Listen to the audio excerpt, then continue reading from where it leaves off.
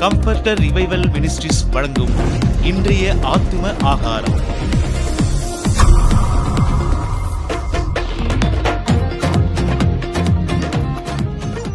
பிரியமானவர்களே, ஆண்டவராகிய இயேசுவின் வல்லமையுள்ள நாமத்தில் உங்கள் ஒவ்வொருவருக்கும் என்னுடைய அன்பின் நல்வாழ்த்துக்களை நான் தெரிவித்துக் கொள்கிறேன். இந்த விசேஷித்த நாளிலும் உங்களை சந்திப்பது எனக்கு ரொம்ப சந்தோஷம். என்ன விசேஷம்? இன்றைக்கு மிக முக்கியமான நம்முடைய இந்திய தேசத்தின் சுதந்திர தினம், த இண்டிபெண்டன்ஸ் டே. 75 வருடங்களுக்கு முன்பாக நம்முடைய தேசம் ஆங்கிலேயருடைய கரங்களிலே அடிமைப்பட்ட நிலைமையில் இருந்த தேசத்தை நம்முடைய அருமையான தேச தலைவர்கள் மூலமாக இந்த தேசம் விடுதலையாக்கப்பட்டது.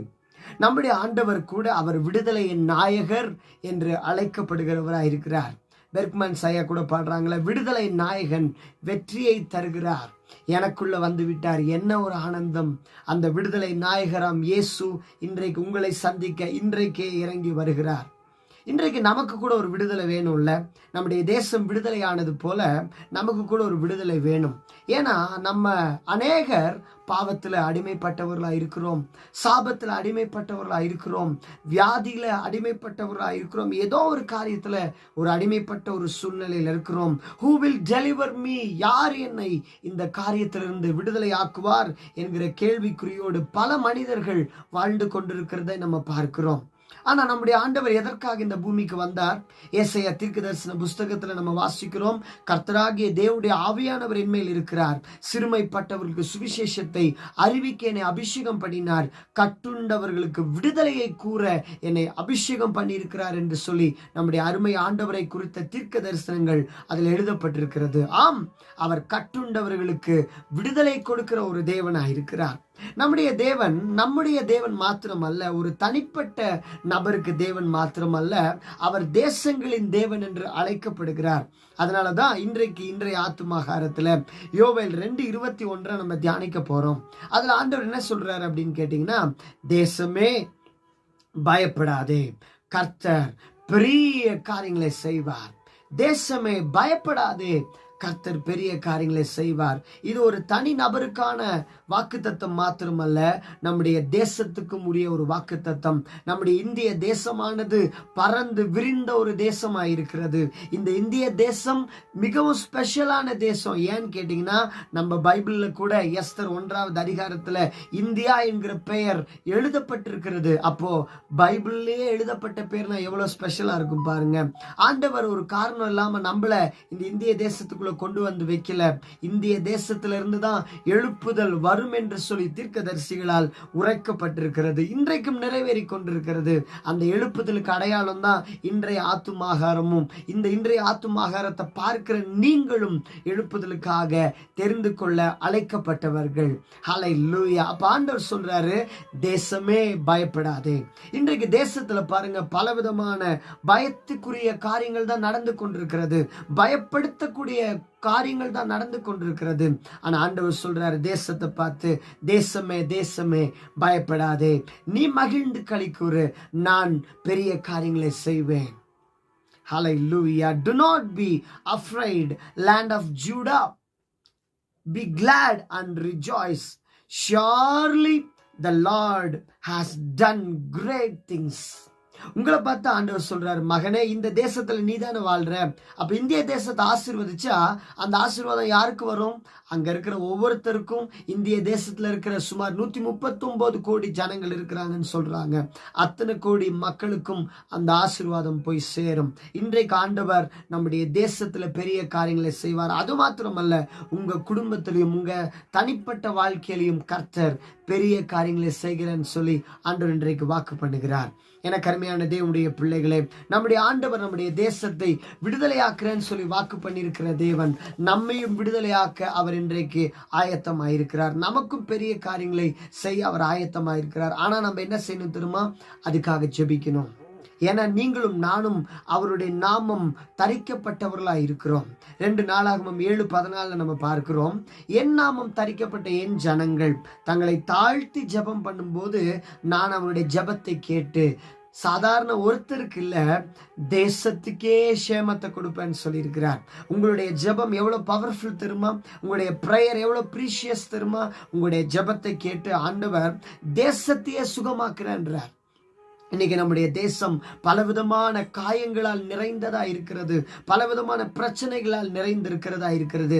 ஏன் நீங்க ஜெபிக்க கூடாது? உங்களுடைய ஜெபம், நான்லாம் ஜெபம் பண்ணி ஆண்டவர் எங்கெங்க கேட்க போறாரு அப்படின்னு நீங்க சொல்லலாம். ஆனா ஆண்டவர் சொல்றாரு, உன்னுடைய ஜெபத்துல இருக்கிற வல்லமை உனக்கு தெரியாது. நீ ஜெபிச்சா தேசத்துல மிகப்பெரிய மாற்றம் உண்டாகும். அன்றைக்கு ஒரே ஒரு எஸ்தர் அன்றைக்கு யூத குலத்துக்காக எழும்பினாள். அன்றைக்கு அந்த ஒரு எஸ்தரின் நிமித்தமாக யூத குலமை பாதுகாக்கப்பட்டது. கவர்மெண்ட் ஆர்டரே தலைகீழா மாறினது. அந்த எஸ்தர் புஸ்தகத்துல நம்ம வாசிக்கிறோம், காரியம் மாறுதலாய் முடிந்தது. யூதரின் பகைஞர் யூதரை மேற்கொள்ள நினைச்சாங்க, ஆனா யூதரின் பகைஞனை மேற்கொண்டார்கள். காரியம் மாறுதலாய் முடிந்தது.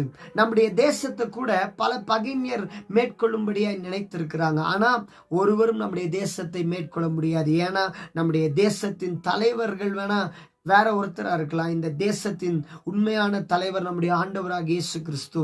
அவர் பாரத தேசத்தின் ராஜா. அருமையான ஜெர்சனைய பாடினாங்க, பாரத தேசத்தின் ராஜா நீரே, பார்ப்போற்றும் எங்கள் தெய்வம் நீரே. அவர்தான் நம்முடைய இந்திய தேசத்தின் இரட்சகராயிருக்கிறார். அவர்தான் நம்முடைய தேசத்தின் ராஜாவாயிருக்கிறார். நம்ம சொல்றோம்ல, எங்க வீட்டின் தலைவர் இயேசு.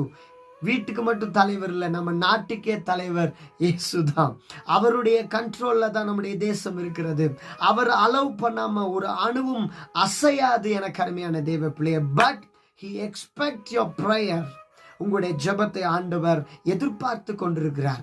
நீங்க தேசத்துக்காக ஜெபிச்சா தேசத்துல ஒரு எழுப்புதலை நம்ம பார்க்க முடியும், தேசத்துல ஒரு மறுரூபத்தை பார்க்க முடியும், தேசத்துல ஒரு மாற்றத்தை நம்ம பார்க்க முடியும். அன்றைக்கு ஈவான் ராபர்ட்ஸ் என்கிற ஒரே ஒரு வாலிபன் அன்றைக்கு அருமையான வேல்ஸ் தேசத்துக்காக ஜெபிச்சார். ஆண்டவரே எங்களை வளையும் பெண்டஸ் லார்ட், எங்க தேசத்துல ஒரு எழுப்புதலை தாரும் என்று ஜெபித்தார். அன்றைக்கு அந்த தேசம் முழுவதும் பாழாக்கப்பட்ட நிலைமையில் இருந்தது. எங்க பார்த்தாலும் பப்களும் கிளப்களும் நிறைந்து வழிந்து கொண்டிருந்தது. சபையெல்லாம் கிளப்பா மாறிடுச்சு.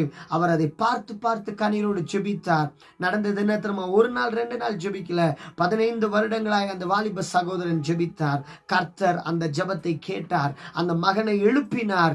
ஆண்டவர் அவரை பயன்படுத்தி வேல்ஸ் தேசத்துல மிகப்பெரிய ஒரு எழுப்புதலை கொண்டு வந்தார். அந்த எழுப்புதலானது வேல்ஸ் தேசத்துல மட்டுமல்ல, அந்த பக்கத்தில் இருக்கிற தேசம் முழு தேசங்களுக்கும் அந்த எழுப்புதல் பரவ ஆரம்பித்தது. இன்றைக்கு ஆண்டவர் இந்த இன்றைய ஆத்தும ஆகாரத்தின் மூலமாய் உன்னோடு கூட பேசிக் கொண்டிருக்கிறார். மகனே, மகளே, நீதான் இந்த காலத்துக்கு ஈவான் ராபர்ட்ஸா எழும்பணும். நீ ஒரு ஈவான் ராபர்ட்ஸா எழும்பணும். நீ எழும்புனா இந்த தேசத்தை நான் உன் கையில ஒப்பு கொடுப்பேன். நாம் எழும்பும் வரையிலும் கிராமங்கள் பாழாய் கிடக்கும். எழும்பு சீயோனே, உன் வல்லமையை தரித்துக்கொள். உன்னை தான் ஆண்டவர் இன்றைக்கு பயன்படுத்துறதுக்காக அவர் திட்டம் வைத்திருக்கிறார். ஏன் நீங்க எழும்பக்கூடாது? ஏன் நீங்க ஜெபிக்க கூடாது? யோபு தன் சிநேகிதருக்காக வேண்டுதல் செய்தாரு, கர்த்தர் அவருடைய சிறையிருப்பை மாற்றினார்ல. நீங்க தேசத்துக்காக ஜெபிச்சா கர்த்தர் உங்க சிறையிருப்பை மாற்றுவார். சங்கீதத்துல நம்ம வாசிக்கிறோம், எருசலேமின் சமாதானத்துக்காக வேண்டிக் கொள்ளுங்கள், உன்னை நேசிக்கிறவர்கள் சுகித்திருப்பார்கள். அப்போ நம்ம தேசத்துக்காக சுயநலமாவே ஜெபிச்சு பழகிட்டோம். நம்ம பரந்த மனதோட பொது நலத்தோட ஜெபிக்க ஆரம்பிச்சோம்னா கர்த்தர் நம்முடைய ஜெபத்தை கேட்டு தேசங்களிலே மிகப்பெரிய மாற்றத்தை கொடுக்க அவர் போதுமானவராக இருக்கிறார். இன்றைக்கு நம்முடைய இந்திய தேசத்தை நாம் ஆசீர்வதித்து ஜெபிக்கலாமா? கர்த்தர் பெரிய காரியங்களை செய்வார். இந்த இந்திய தேசத்தை ஆசீர்வதிச்சாருன்னா அந்த ஆசீர்வாதம் உங்களுக்கும் தான் சேரும். இதுவரைக்கும் நீங்க என்ன ஆசீர்வதிங்க நீங்க ஜெபிச்சுட்டு இருந்தீங்க, என்ன விடுதலையாக்குங்கன்னு ஜெபிச்சுட்டு இருந்தீங்க. ஆண்டவர் எனக்கு சொன்னார்னா, என் பிள்ளைகளை விடுதலையாக்குவது ஆசீர்வதிப்பது எதற்காக தெரியுமா? அவர்களை மற்றவர்களுக்கு ஆசீர்வாதமாய் மாற்றுவதற்காக. நான் அவர்களை விடுதலையாக்குவது எதற்காக தெரியுமா? மற்றவர்களை விடுதலை ஆக்குவதற்காக. நீ ஒரு எஸ்தர், நீ ஒரு தெபோராள், நீ தான் எழும்பி தேசத்தை சுதந்தரிக்க போகிறாய். ஹல்லேலூயா. இன்றைக்கு நம்ம சுதந்தரிக்கலாமா? நம்ம பாடுறோம்ல, ஒன்று சேர்ந்து துதிப்போம், சாத்தானை மிதிப்போம், தேசத்தை சுதந்தரிப்போம். நாம் தேசத்தை சுதந்தரிக்க அழைக்கப்பட்டவர்கள், பிறந்தவர்கள்.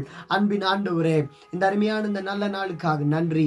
நீங்க எங்க தேசத்துக்காக கொடுத்த நல்ல தேசத்துக்காக நன்றி. எங்களை இந்த எழுப்புதலுக்கு பயன்பட வைக்க போகிற இந்த இந்திய தேசத்துல வச்சிருக்கிறீங்க, அதுக்காக நன்றி. யார் யார் எந்தெந்த தேசத்திலயோ இருக்கிறாங்க, ஆனா எங்களை இந்த இந்திய தேசத்துல வச்சிருக்க ஒரு நோக்கம் உண்டு. அந்த நோக்கம் இந்த நாட்கள்ல நிறைவேறி கொண்டிருக்கிறது. இருக்கிறது, இன்னும் அது நிறைவேற போகிறதுக்காக நன்றி. இதை பார்க்கிற ஒவ்வொருவருடைய வாழ்க்கையில நீங்க பெரிய காரியங்களை செய்ய போகிற அன்புக்காக ஸ்தோத்திரம். இயேசுவின் நாமத்தில் இந்த இந்திய தேசத்தை எங்கள் பிதா, குமாரன், பரிசுத்த ஆவியானவருடைய நாமத்தினாலே நாங்கள் ஆசீர்வதிக்கிறோம். இந்த இந்திய தேசத்துக்கு எழுப்புதலுக்கு விரோதமாய் நிற்கிற எல்லா சத்துடைய வல்லமைகளும் அழிக்கப்படட்டும். இந்த இந்திய தேசம் சேமத்தை காணட்டும், ஆசீர்வாதம் பெறட்டும். ஒருவேளை நாங்கள் விடுதலை பெற்றோன்னு நாங்க சொன்னாலும் இன்னும் உண்மையான விடுதலையை ஜனங்கள் பெற்றுக்கொள்ளலாம். ஆண்டவரே, யார் யாரெல்லாம் எனக்கு ஒரு விடுதலை வேணும், பாவத்திலிருந்து, சாபத்திலிருந்து, வியாதியிலிருந்து, இந்த காரியத்திலிருந்து விடுதலை வேணும்னு நினைக்கிறாங்களோ அவங்களுக்கு ஒரு விடுதலையை தந்து மகிழ பண்ணும். கர்த்தர் ஜெபத்தை கேட்டீர், அற்புதங்களை செய்கிறீர், காரியம் மாறுதலாய் முடிய போகிற அன்புக்காக நன்றி. இயேசுவின் நாமத்தில் அற்புதங்களை, ஜெயங்களை, சேமத்தை பெற்றுக்கொள்கிறோம் நல்ல பிதாவே, ஆமென். கர்த்தர் நம்முடைய ஜெபத்தை கேட்டார். தேசம் எழுப்புதலை காணும். God bless you. Have a blessed day. Amen.